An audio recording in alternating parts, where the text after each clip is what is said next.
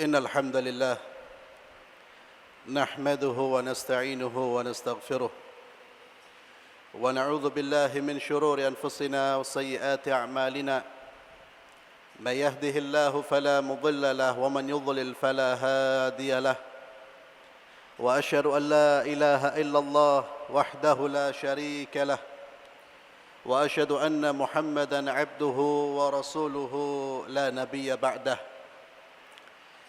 قال الله تبارك وتعالى في كتابه الكريم أعوذ بالله من الشيطان الرجيم يا أيها الذين آمنوا اتقوا الله حق تقاته ولا تموتن إلا وأنتم مسلمون يا أيها الناس اتقوا ربكم الذي خلقكم من نفس واحدة وخلق منها زوجها وبث منهما رجالا كثيرا ونساء واتقوا الله الذي تساءلون به والأرحام إن الله كان عليكم رقيبا يا أيها الذين آمنوا اتقوا الله وقولوا قولا سديدا يصلح لكم أعمالكم ويغفر لكم ذنوبكم ومن يطع الله ورسوله فقد فاز فوزا عظيما فإن أصدق الحديث كتاب الله وخير الهدي هدي محمد صلى الله عليه وسلم وشر الأمور محدثاتها وكل محدثة بدعة وكل بدعة ضلالة Ma'asyiral muslimin, jamaah salat Jumat yang saya muliakan. Usikum wa nafsiyal khati'al mudhniba bitaqwallah faqad fazal muttaqun. Khatib berwasiat untuk diri pribadi dan untuk antum sekalian agar senantiasa bertakwa kepada Allah Subhanahu wa taala dan kemenangan, kebahagiaan bagi mereka-mereka yang bertakwa kepada Allah Azza wa Jalla. Ma'asyiral muslimin rahimani wa rahimakumullah.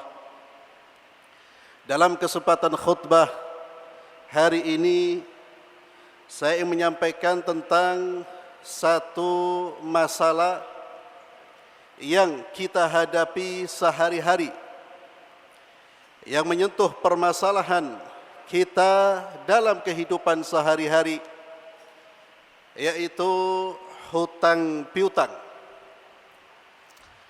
Saya beri judul dengan hutang piutang dalam pandangan Islam. Ma'asyiral muslimin a'azzallahu wa iyyakum. Memberi pinjaman kepada saudara kita atau meminjamkan uang atau sesuatu yang bermanfaat kepada saudara kita termasuk amal kebaikan, termasuk bagian dari ibadah kita kepada Allah Subhanahu wa taala. Karena ibadah tidak hanya kita sujud dan rukuk, tidak hanya kita kerjakan di masjid, tapi ibadah juga tempatnya di luar masjid. Tatkala kita bermuamalah, kita sedang beribadah kepada Allah jika kita bermuamalah sesuai dengan tuntunan yang telah digariskan oleh Allah dan Rasulnya. Memberi pinjaman termasuk bagian dari muamalah dan bagian dari ibadah yang berpahala. Karena memberi pinjaman, memberi hutang, itu termasuk perbuatan yang meringankan beban saudara kita. Termasuk perbuatan yang bertujuan untuk membantu dan menolong. Nabi kita Muhammad sallallahu alaihi wasallam, beliau bersabda, "Wallah fi auni al-'abdi, ma kana al-'abdu fi auni akhihi." Allah akan senantiasa memberi pertolongan kepada seorang hamba selama hamba tersebut memberi pertolongan kepada hamba yang lain. Hadis dicatat oleh Imam Muslim. Kemudian secara eksplisit Nabi SAW menjelaskan keutamaan kita memberi pinjaman dari Abdullah bin Mas'ud radhiyallahu tabaraka wa ta'ala anna Rasulullah sallallahu alaihi wasallam qala, bahwa Rasulullah sallallahu alaihi wasallam bersabda, "Ma min muslim yuqridu musliman qardan marratain illa kana qasadaqatiha marratan." Tidaklah seorang muslim memberi pinjaman kepada muslim yang lain sebanyak 2 kali, maka seakan-akan dia telah bersedekah 1 kali. Hadis ini dicatat oleh Imam Ibnu Majah dengan sanad yang sahih. Ma'asyiral muslimin rahimakumullah. Oleh karena itu para fuqaha, para ulama, mereka mengatakan bahawa memberi pinjaman termasuk sesuatu yang dianjurkan, disunnahkan.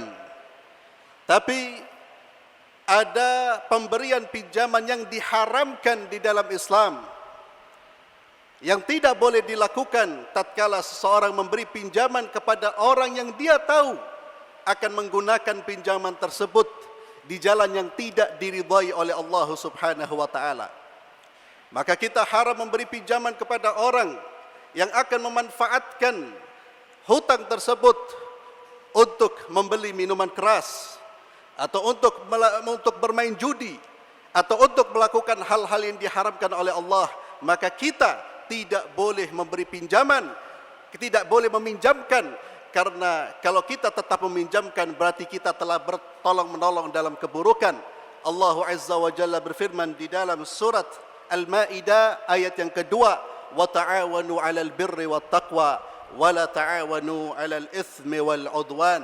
Tolong menolonglah kalian dalam hal kebaikan dan ketakwaan, dan jangan tolong menolong dalam hal keburukan, kemaksiatan dan permusuhan. Ma'asyiral muslimin, a'azzallahu ayyakum. Saya akan memulai dari sudut pandang orang yang meminjam. Ada adab dan etika, ada aturan. Afwan, bukan orang yang meminjam, tapi mulai dari orang yang memberi pinjaman. Islam telah mengatur bagaimana seharusnya orang yang memberi pinjaman dan bagaimana seharusnya orang yang meminjam. Saya mulai dari orang yang memberi pinjaman.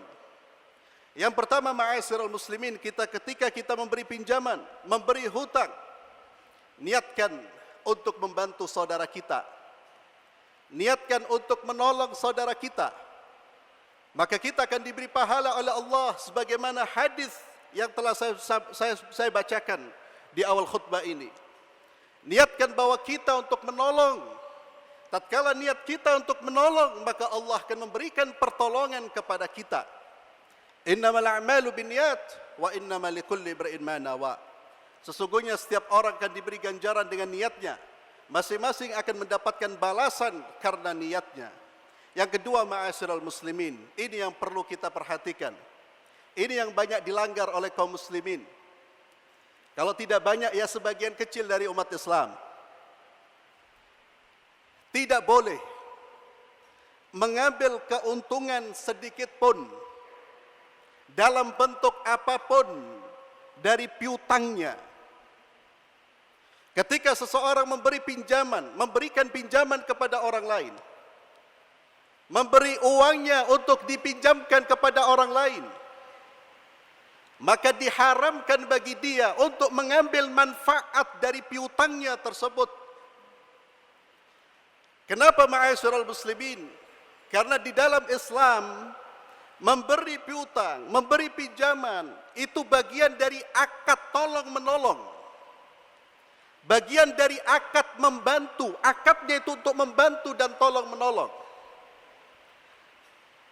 Kalau kita ingin mengambil keuntungan, jangan memberi pinjaman, tapi rubah akadnya menjadi akad jual beli atau akad mudharabah bagi hasil. Tapi kalau kita sudah komitmen untuk memberi pinjaman, jangan mengambil sedikit pun keuntungan dari piutang yang kita berikan. Sahabat Fudhalah bin Ubaid, begitu juga ini diungkapkan oleh Abdullah bin Mas'ud dan sahabat-sahabat yang lain. Ada sebagian yang menisbahkan ini kepada hadis Rasulullah sallallahu alaihi wasallam, kullu qardin jarra naf'an fahuwa riba. Kullu qardin jarra naf'an fahuwa riba. Setiap piutang yang mendatangkan kemanfaatan, yang mendatangkan keuntungan, maka dia adalah riba. Contohnya ma'asyiral muslimin, saya beri pinjaman kepada Anda 1 juta rupiah, Anda bayar 1.100.000 plus 100.000. Jangankan 100.000, 1 juta plus 1.000 rupiah, Anda telah makan uang riba. Atau mengambil manfaat bukan dari aspek materi, tapi dari aspek manfaat. Saya beri Anda pinjaman dengan syarat Anda jual rumah Anda kepada saya, riba. Karena kembali ma'asyiral muslimin, memberi pinjaman akadnya tolong menolong. Jangan mengambil keuntungan. Jangan menjadi seperti yang diibaratkan domba berbulu, serigala berbulu domba. Kelihatannya domba jinak, tapi sebetulnya dia ingin menerkam. Sebetulnya dia ingin mengambil manfaat. La, jangan. Ini banyak dilanggar. Kadang-kadang ada kita remehkan. Ana beri ente pinjaman dengan syarat sepeda motor ana pinjam. Tidak dibenarkan. Anda beri pinjaman, murni pinjaman, khalas, ini pinjaman, selesai. Selesai akad pinjam meminjam, boleh kemudian kita meminjam. Ya akhi, ana pinjam sepeda motor ente. Ya akhi, ana tawar rumah ente. Di akad yang lain, bukan masuk dalam akad pinjam meminjam. Ini perhatikan ma'asyiral muslimin. Karena kita bisa jatuh kepada perbuatan riba yang diharamkan oleh Allah, yang pelakunya akan dibangkitkan di hari kiamat seperti orang gila, yang disiksa di alam barzakh kalau kita tidak memahami hukum Islam secara benar. Maka jangan mengambil keuntungan. Kalau kita mengambil keuntungan, maka kita telah keluar dari tujuan akad pinjam meminjam, yang mana tujuannya adalah untuk menolong, bukan mengambil manfaat dari orang-orang yang sedang membutuhkan. Kemudian yang ketiga yang perlu diperhatikan bagi orang yang memberi pinjaman ma'asyiral muslimin, memberi tenggang waktu bagi mereka yang kesulitan membayar. Resiko bagi Anda yang memberi pinjaman, uang Anda bisa tidak kembali. Nabi kita Allah Subhanahu wa taala berfirman di dalam surat Al-Baqarah ayat 280, "Wa in kana dzu usratin fanadhiratun ila maisarah." Bagi orang yang kesulitan membayar, dengan catatan dia kesulitan membayar bukan karena meremehkan. Dia kesulitan membayar bukan karena menganggap remeh. Bukan karena sengaja untuk tidak membayar. Dia sudah berusaha mencari nafkah, berusaha untuk membayar, tapi Allah takdirkan dia belum mampu membayar. Orang seperti ini wajib diberi waktu tanpa ada denda. Ini dalam Islam. Kalau dia dalam kesulitan, fanadhiratun ila maisarah, maka berilah waktu, berilah tambahan waktu sampai dia berada dalam kemudahan. Wa antasaddaqu khairul lakum. Dan jika kamu sedekahkan, itu lebih baik bagi kalian. In kuntum ta'lamun, jika kalian mengerti, jika kalian memahami. Dan di dalam hadis yang sahih, Rasulullah sallallahu alaihi wasallam bersabda, "Man adhara mu'siran, adhallahu Allah tahta dhillihi yawma la dhilla illa dhilluh." Orang yang membebaskan hutang orang yang sedang dalam kesulitan. Memang dia betul-betul kesulitan. Dia bebaskan hutangnya, keseluruhannya atau sebagiannya, maka Allah akan memberikan naungan di hari kiamat kelak, di mana tidak ada naungan kecuali naungan Allah Subhanahu wa taala. Adapun ma'asyiral muslimin, bagi mereka-mereka yang sengaja memang tidak mau membayar dan dia meremehkan, dia punya hutang tapi dia boros, maka orang seperti ini boleh ditindak. Dia boleh ditekan karena dia dalam posisi berbuat zalim kepada dirinya dan dia berbuat zalim kepada orang lain. Tapi mereka yang memang tidak mampu untuk membayar, kita tidak boleh menekan, tidak boleh menindas, berikan waktu kelonggaran sampai dia mampu membayar. Barakallahu li wa lakum fil Qur'anil azim wa nafa'ani wa iyyakum bima fihi minal ayati wadh-dhikril hakim wa taqabbalallahu minna wa minkum tilawatahu innahu was-sami'ul alim.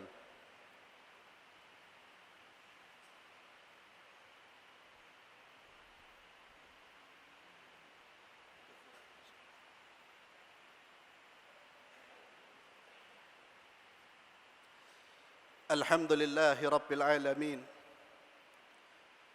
Wassalatu wassalamu ala ashrafil anbiya'i wal mursalin. Sayyidina wa habibina Muhammadin wa ala alihi wa sahbihi ajma'in. Wa ba'd. Ma'asyiral muslimin rahimakumullah.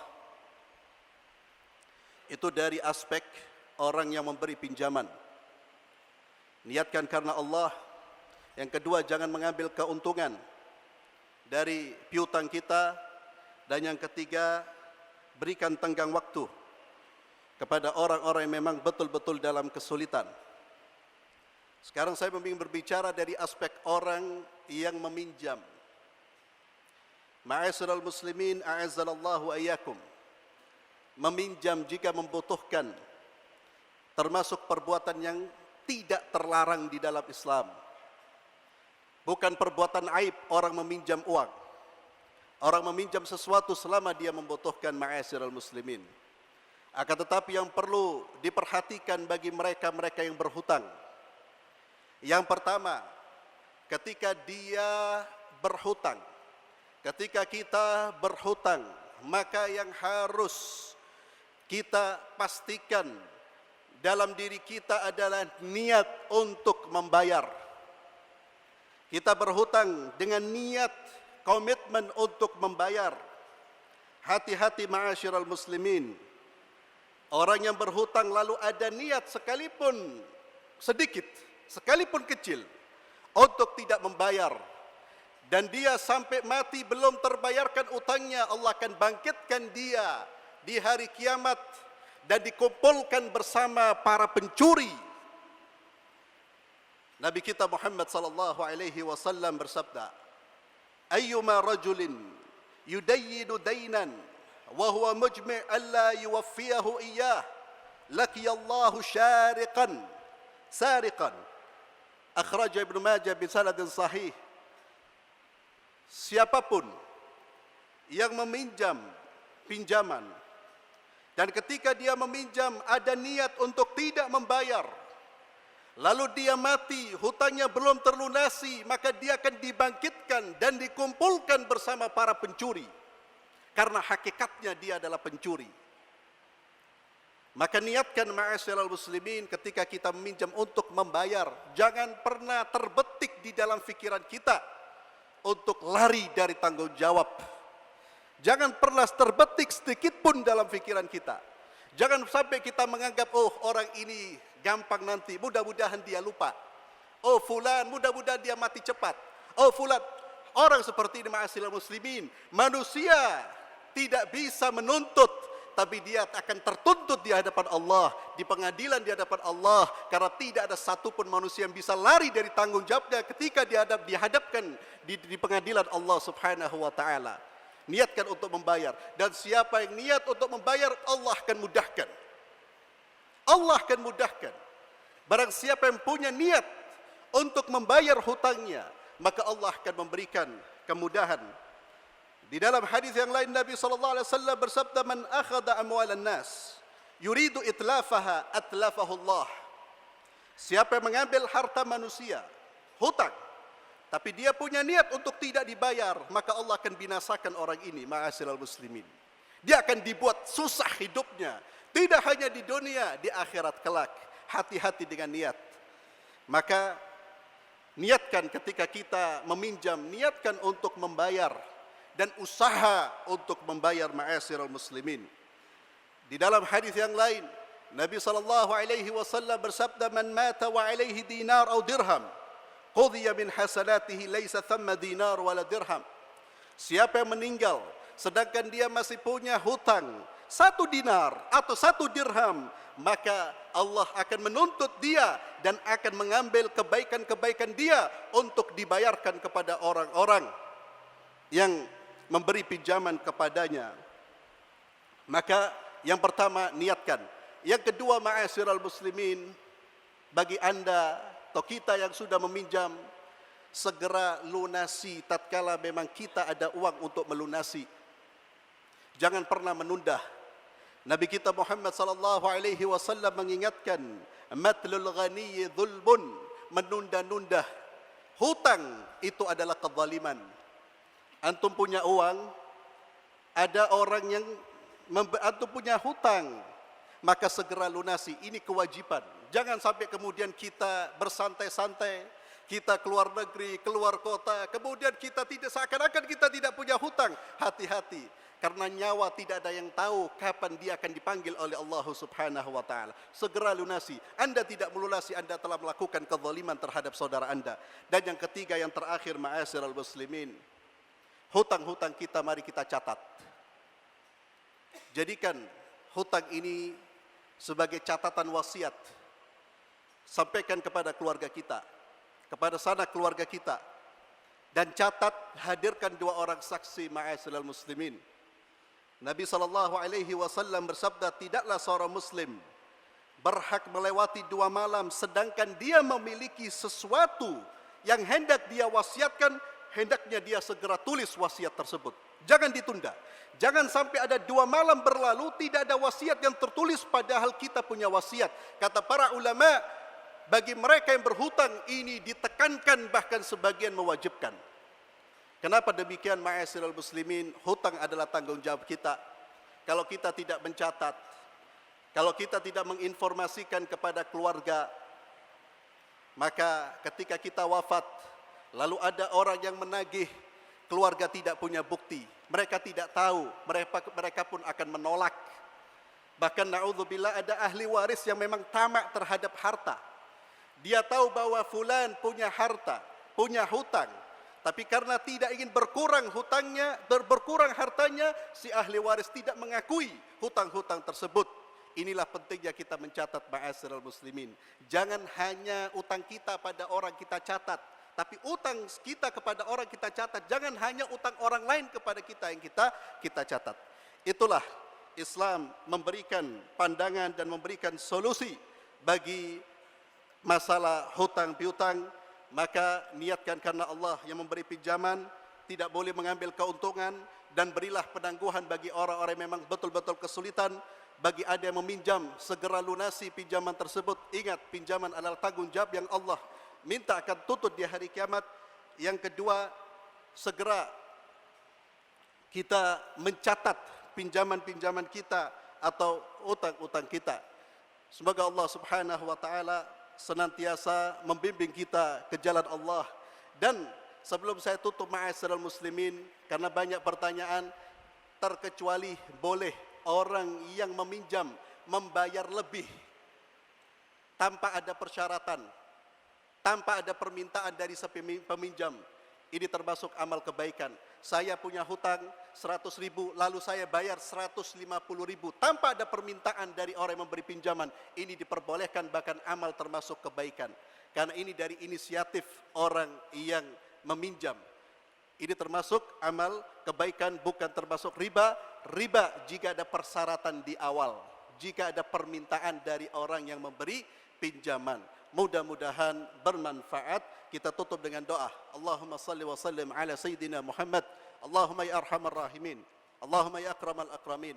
Allahumma ya malikal mulk, ya aziz, ya ghafar, ya sattar, ya rahman, ya rahim. Allahumma astur uyubana. Allahumma astur uyubana fid dunya wal akhirah. Allahumma arhamna jami'an ya arhamar rahimin. Allahumma ighfir lana wa liwalidayna warhamhuma kama rabbawna sighara. Allahumma habbib ilayna al-iman وزينه في قلوبنا وكره إلينا الكفر والفسوق والإسيان واجعلنا من الراشدين. اللهم اجعلنا من المتقين. اللهم اجعلنا من المفلحين. اللهم إنا نسألك حسن الخاتمة ونعوذ بك من سوء الخاتمة. اللهم أعز الإسلام والمسلمين وأذل الشرك والمشركين ودمر أعداءك أعداء الدين. اللهم انصر عبادك المخلصين، اللهم انصر عبادك المؤمنين، اللهم انصرهم على عدوهم يا رب العالمين. ربنا آتنا في الدنيا حسنة وفي الآخرة حسنة وقنا عذاب النار. وصل اللهم على سيدنا محمد وعلى آله وصحبه وسلم، والحمد لله رب العالمين. أقيموا الصلاة.